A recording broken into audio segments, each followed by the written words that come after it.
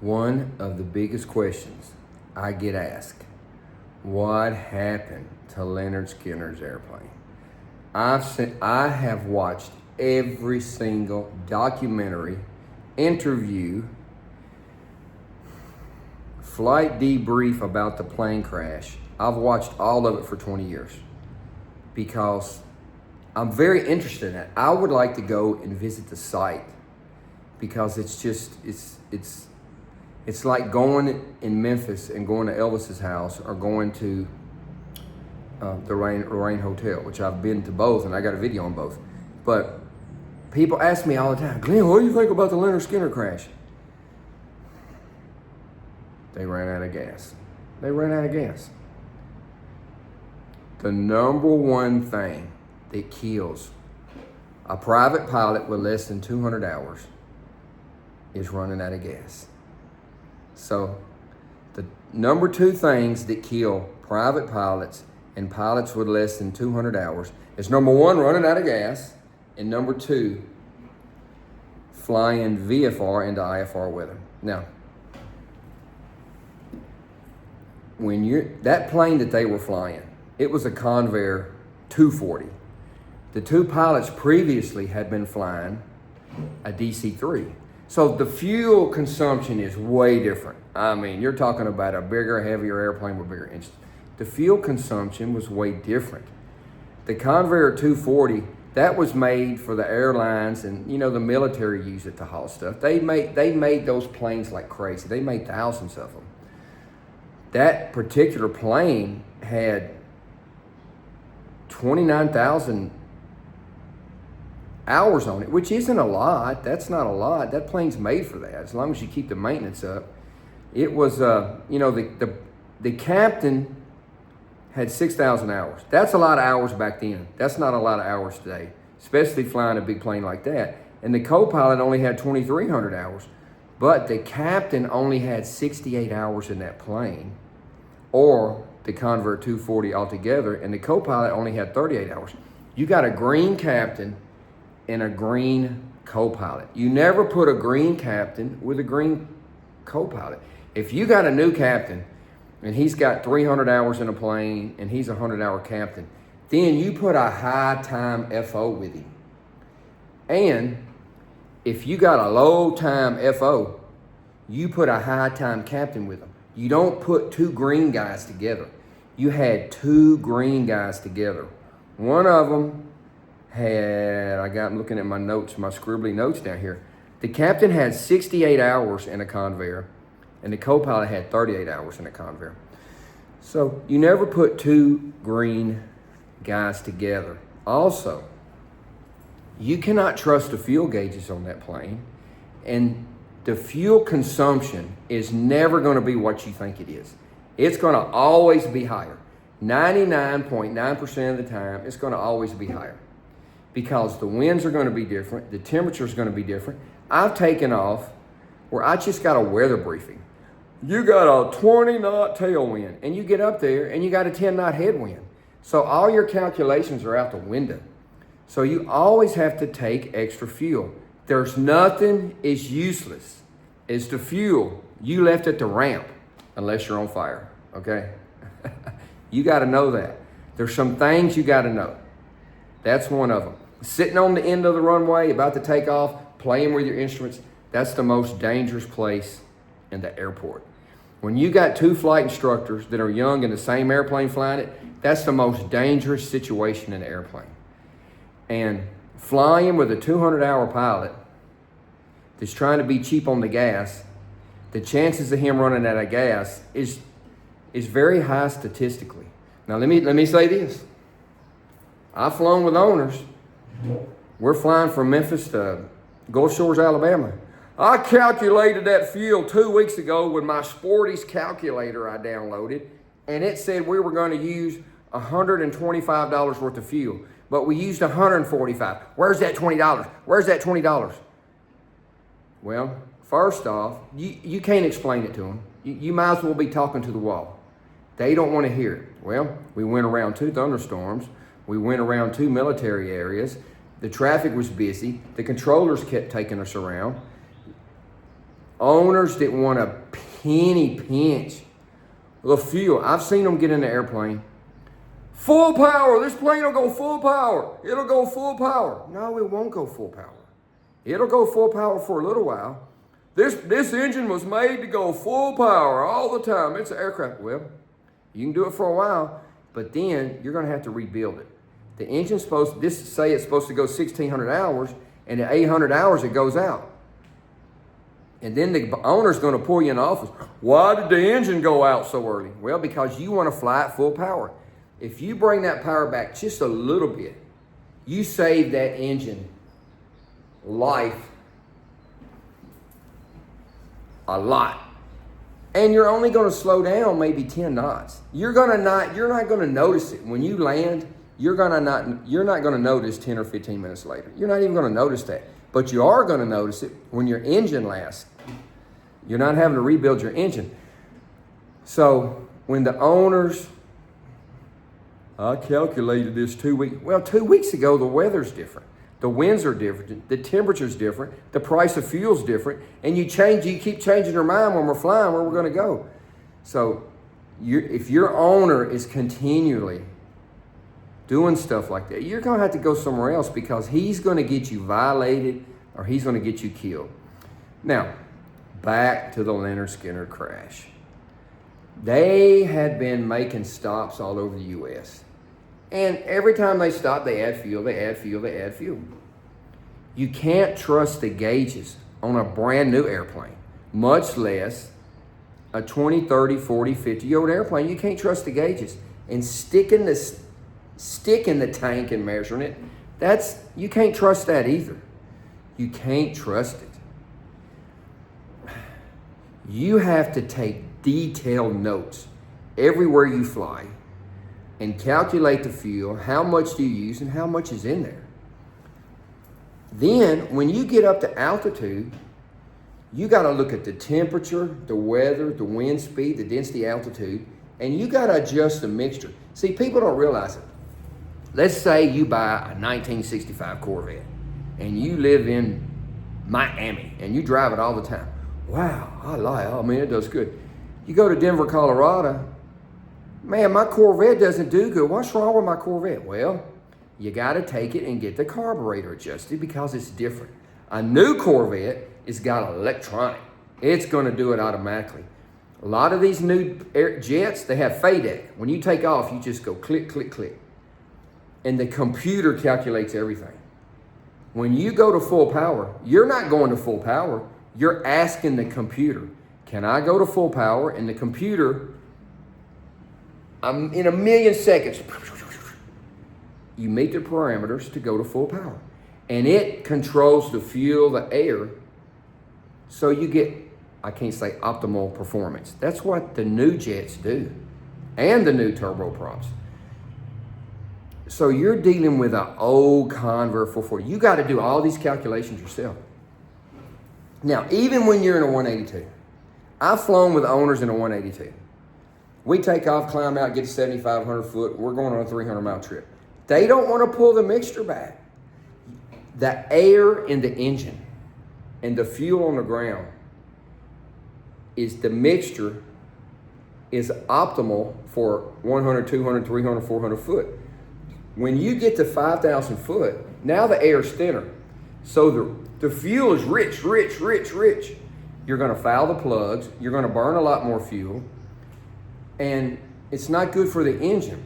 On the airplane, you got a throttle, you got a prop, and you got a red button. Everything that's red in a plane is red for a reason. The red button is the mixture control.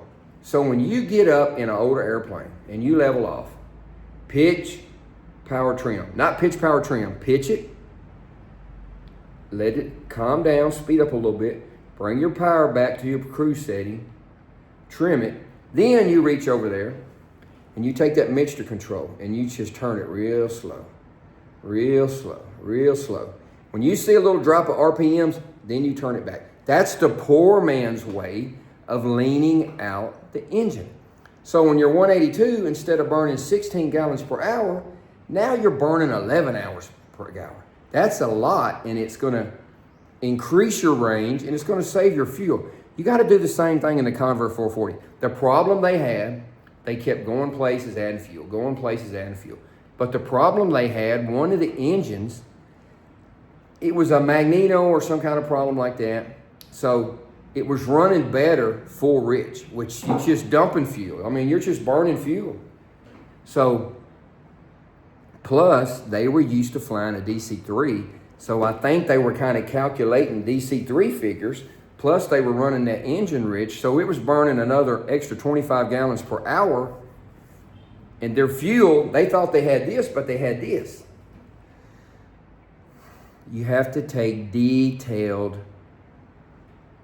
notes on your fuel. I don't care if you're in a 152 or a Latitude. Now, in the Latitude, you got a computer in there, and it's going to do all that for you. You still got to take notes. You cannot trust the computer. The computer, your FO, and your boss will get you killed quicker than anybody. You have to take detailed notes. I don't care if you're in the space shuttle. If I was in the space shuttle going to Mars with all these computers, I'd have a notebook over here, and I'd be calculating stuff myself. Okay? So the problem they had a bad engine, and they stopped, and the mechanic said, well, the pilot said, well, we'll get it fixed at the next stop. Anytime you hear your pilot say that, that should be a red flag. Red flag, red flag. Get it fixed at the next stop never happens. It never happens. You go to another stop, you go to another stop. They should have stopped the plane, got it fixed, put them on another plane. There's planes for rent everywhere. Even in, I don't know what year it was, 1977, 1970, I don't know what year it was.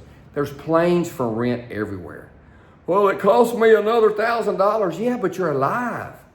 Just park the plane and go get on another plane. When you buy these old planes, I know this guy. I'm getting a Beech 400. I'm getting it at a good price. Well, it's going to be in the shop 6 months out of the year. You're going to go places. It's going to be broken. And your pilot's not going to fly it. And you're going to be frustrated. There's no parts. Nobody wants to work on it. Nobody wants to fly it. There's nowhere to train it. But I got it for $400,000. No, you didn't get it for $400,000. You got it for $2,400,000 because every time it breaks down, you're going to have to rent another plane to go where you're going. You can't fly these old planes on the cheap. You get them cheap, but the maintenance is going to be overwhelming of the total price of the plane. Now, we're going back to the Convair 440. It was on the cheap. They got a plane on the cheap. I think they were paying $5,000 a week or $5,000 a month for that plane or something like that. You can't go on the cheap with an airplane. You can't go on the cheap with your pilots. And pilots, you can't let your boss be on the cheap, you know. You've got to straighten that out. You got to sit down with him a couple of days after the flight and have lunch. And sometimes you got to be abrupt with them, and sometimes you got to be nice and use the sandwich method. And you just got to tell them, say, look, I'm calculating the fuel. When you calculate the fuel 2 weeks earlier because you're trying to save $8, that's not going to be the same the day of the flight. You're going to always use more fuel than what you think. Always, always. So, don't let your boss, your FO, or the fuel boy. I get in trouble all the time for saying fuel boy. I shouldn't say fuel boy. I treat the guys who do the fuel, I always tip them. Always. There's never a time that I don't tip them. I tip them from the beginning. I don't wait to the end. I say, can you do me a favor? I give them $5, $10, which is a lot of money for them. Can you do me a favor? Can you please clean the windshield for me? And they'll do it every time. You give them $5 or $10, you would be surprised what you can get done. I've gotten starter carts quick if you just be nice to the fuel boy. Now, I'm going to tell you something else. Many times I've landed and I got out of the plane and those fuel boys are looking at that jet. Wow. Oh, okay, raise your hand if you're taking lessons. I'm taking lessons. Okay. Get in the plane. What? Get in the plane, get in the left seat. They sit in the left seat. I let them put their hand on the yoke, the right hand on the power lever and turn back and take your picture. I say, you turn back and you give me a pilot look. Don't smile like this. You give me a serious pilot look. I take your picture with their phone. I tell them to go home, take that picture, go to the mall, get it blown up, and put it on your wall at home and look at it every day. And let that be your encouragement to be a pilot. So don't send me messages because I said fuel boy. Nobody treats the fuel boy as good as I do. In the Philippines, I tip everybody. I tip the parking lot attendant, the motorcycle parking lot attendant, the people at the laundry, the people at the restaurant. I tip everybody. I'm a generous person.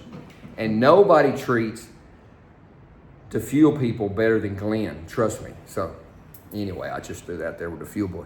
So when you're flying these old airplanes, you cannot trust the fuel gauges. A lot of these 172s and 182s, like I said before, the first thing I do when I get in there, I walk around the plane twice, I get in there, I turn the battery on. If the battery's dead, we can't do nothing. I turn the battery on, I put the flaps down a little bit so I can check it on pre-flight, and I look at the fuel gauges. Sometimes the fuel gauges will say half full. Well, I know he just filled it, because after he filled it, I get up on the ladder and I look down into the tank and I smell it, I look at it, and I make sure it's full. So the gauges are showing half, but I just looked in the tank. If you go out there and you take that wing and you just shake it a little bit, a lot of times them gauges will jump over. Now, one time I went over here and did that, and the whole wingtip broke off in my hand. Old airplanes. I mean, it's better it came off in my hand than it came off flying in the air. You know, the plane's not going to crash, but you're never going to find it, and that stinking wingtip is $2,000 or $3,000. So you've got to keep calculations yourself about the fuel. You can't trust the gauges. You can't trust the person filling the plane up. You got to do those calculations yourself. The worst thing you can do is run out of fuel, especially if you run out of fuel and live, and the NTSB comes out there and they interview you, and you ran out of fuel, because then you're probably going to lose your license or get your license suspended. So that's the reason that happened. You know, Aerosmith was going to rent that plane, but Aerosmith sent their people out there to look at the plane. Wow, that's a great idea. Go inspect the plane. Go inspect the pilots. Take the pilots out to dinner. Are they drinking like crazy? Are they talking about partying and doing this and, you know, how they stole from the boss, the previous boss and stuff? You got to interview these pilots. You just can't let anybody come fly your airplane. You got to look at their license and verify it. You can easily go on the FAA database and check that. You got to check their medical. You can easily go on the FAA database and check that. You got to open their logbook and look in it. You got to say, you got any personal references? You know, you got to check out your pilot. If somebody comes up and says, I'm a retired American Airlines, I got 22 type ratings, you can't go by that. That doesn't mean he can fly a little small jet. It's two different things. It's totally two different things. Flying a big jet and then going to a citation jet, there's no comparison. The air works the same going over the wing, but other than that, that's about it. So you have to interview your pilots. You can't just let anybody come fly the plane. Aerosmith went out there and they looked at that plane. Well, they didn't. They sent their people. And their people came out there and looked at that plane. I said, they said, they talked to the pilots. The pilots were over there drinking Jack Daniels. That's the reason they didn't take the plane.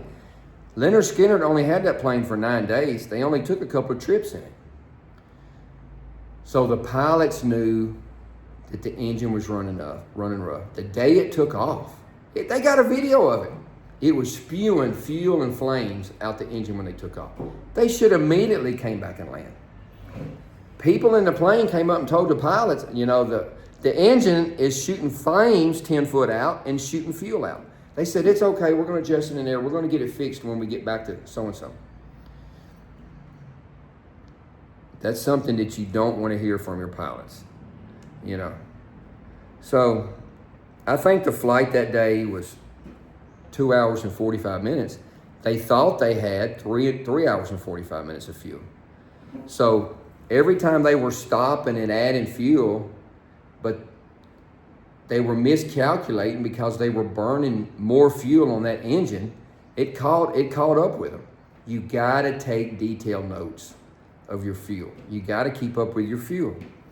So that's basically what happened to the Lynyrd Skynyrd plane crash. They ran out of fuel. You know, you ran out of fuel. You got to keep up with your fuel. You got to take mental notes and pay attention after they feel. You should be standing out there when they fuel the plane. I mean, you should supervise everything that happens to that plane. Even when they hook up that baggage cart. They hook up the baggage cart wrong and fry your battery, and you get in the plane, they're not going to say, oh, well, we made that mistake. You got to manage. A good pilot is going to manage everything. He should be out there when they're putting fuel in that plane. I mean, I look at the truck. 100 low level, that's for general aviation. Jet A, that's for the jet aircraft. You got to stand out there and watch them. Watch the meter when they put it in. Make sure it's accurate. Get in the airplane, make sure it's accurate. Some of these airplanes, automatically it senses the fuel and does the calculations for you. Some of these airplanes, it's got a computer in there, but you got to manually put the information in. So when you're jumping from airplane to airplane to airplane, and you think the correct information in there, it may not be in there, and that's come to haunt a lot of pilots too. You got to make sure the correct information is in the computer when you deal with older airplanes. Now back to your 172, your 182, you got a mixture control. Same thing in a Convair 440. You got 2 throttles, 2 prop controls, and 2 red handles.